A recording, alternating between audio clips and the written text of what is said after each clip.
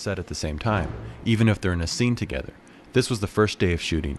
Whip pan over to Salma Hayek, who wasn't even there because she wouldn't arrive until the last week of shooting. That's when we shot the second half of the pan. And with a little edit in between, makes it look like one continuous shot to help tie them together. That's a low budget trick, but so are the following tricks, done with a computer. In Desperado, I did a knife gag, and they didn't really work. We did them practically, and you're extremely limited by what you can do.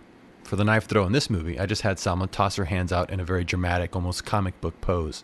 Reference is always key. I just dragged real knives across the frame to see how they looked in the light.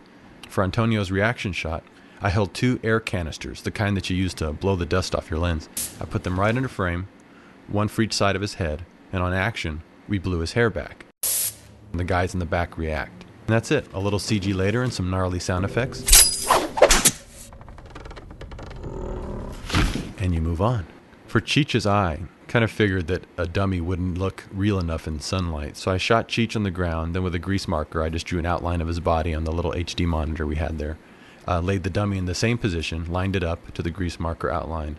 Put him together digitally, taking the eye cavity of the dummy and adding that to the real Cheech. That's why it holds up under scrutiny, because it's not a dummy. And the eye was really shot there on the set. That way it's really Cheech, and since it's a real cavity in real light, it doesn't look like a CGI. Well, I suppose I should thank you for not sticking it up your ass. As opposed to Johnny's eyes, which were done completely digital, because he's in constant movement. Reference again is key. I had a dummy of Johnny's head so I could see what the eye sockets look like reacting to light.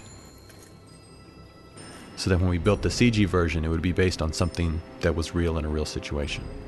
Originally, I'd budgeted in for 70 effect shots, just based on the script, and it ballooned to close to 400. And yet we still stayed under budget, because effects, again, are much cheaper.